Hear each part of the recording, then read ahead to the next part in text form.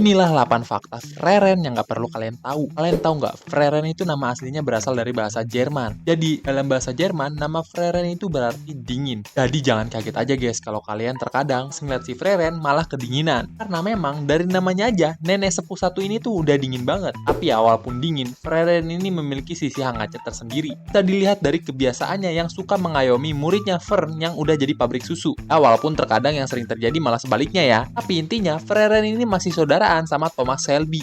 Freren ini tuh hobi banget ngumpulin sihir-sihir aneh. Mulai dari sihir melihat tembus pandang, sampai sihir jadi babu proyek pun dia embat gitu. Tapi sayang sekali ya, walaupun sudah berkelana ribuan tahun, Freren ini malah nggak pernah nemu sihir yang dia butuhin banget. Iya bener, dia tuh nggak pernah dapat sihir pembesar susu. Bro, masa dia kalah sama muridnya sendiri yang sekarang udah jadi pabrik Denkau? Memang dah, Freren ini cuma bisa terima nasib doang kalau berurusan dengan yang namanya susu. Ketiga, Freren itu tuh orang Jawa guys. Dia tuh menerapkan yang namanya ilmu padi. Dia sepuh tapi suka merendah, sama kayak padi, makin berisi makin merunduk. Freren ini basically menerapkan hal-hal tersebut di kesehariannya, makanya banyak banget gitu iblis yang tergocek sama dia karena menganggap si Freren ini lemah. Padahal mah sepuh bro, tapi merendah aja gitu sampai inti bumi biar bisa meroket di saat-saat yang tepat. Saking jagonya ya si Freren ini merendah, para hewan aja kadang nggak sadar gitu sama keberadaan dia. Gila nggak tuh, dia lebih merendah daripada Ayono Koji cuy. Keempat, tahu nggak kalian alasan kenapa si Freren itu semerendah sekarang? Karena dia itu muridnya MILF seksi satu ini. Ya bener, si Freren itu adalah muridnya penyihir agung Flamme, cewek onesan yang dicari Saint, tapi sayang terlahir beda zaman. Alasan Freren itu merendah ya, karena ajaran dia ini nih. Jadi sesuai kata pepatah gitu kan, guru kencing berdiri, Freren kencing muter balik gitu. Nah, ajaran si Flamme ini pun akhirnya diturunkan pula sama si Freren ke Fern. Jadi karena itulah terbentuk sekarang yang namanya Circle of Life. Ya nggak juga sih, gua ngarang doang itu. Lanjut, kelima, si Freren ini tuh pengen banget ke alam baka. Jadi bagi kalian yang nggak tahu ya, destinasi tujuan akhir dari anime ini tuh adalah tempat yang bernama Ende, di mana Ende ini dikatakan sebagai tempat yang memungkinkan orang-orang berkomunikasi dengan mereka yang telah meninggal. So basically alam baka. Si Freren ini tuh pengen banget ke sana setelah dia disuruh sama teman lamanya Esen yang khawatir sama dia karena masih nggak bisa move on dari si Himmel. So ya basically demi mantan yang ninggalin dia mati, si Freren ini rela main DLC plus supaya bisa pergi ke alam baka. Keenam, Freren ini tuh walaupun dia sepuh ya, dia tetap taat hukum. Nggak seperti orang-orang di Indo yang kalau punya kekuasaan hukum pun diubah sama dia. Si Freren ini ya, walaupun punya power yang sangat kuat, dia kalau ada polisi yang coba nangkep dia, pernah tuh dia ngelawan. Bayangin, kalau mau ya, itu para penjaga bisa aja dia zoltrak gitu kan. Tapi demi keelfan yang adil dan beradab, si Freren ini tidak pernah melawan ketika coba diamankan oleh pihak yang berwajib. Bisa terlihat kalau dia sering ditangkap mulu kan sama polisi. Jadi bro, ikutilah sikap Freren yang satu ini, yang taat peraturan maksudnya, bukan yang ditangkap terus gitu kan. 7. Pengisi suaranya Freren ini tuh sama kayak si Anya.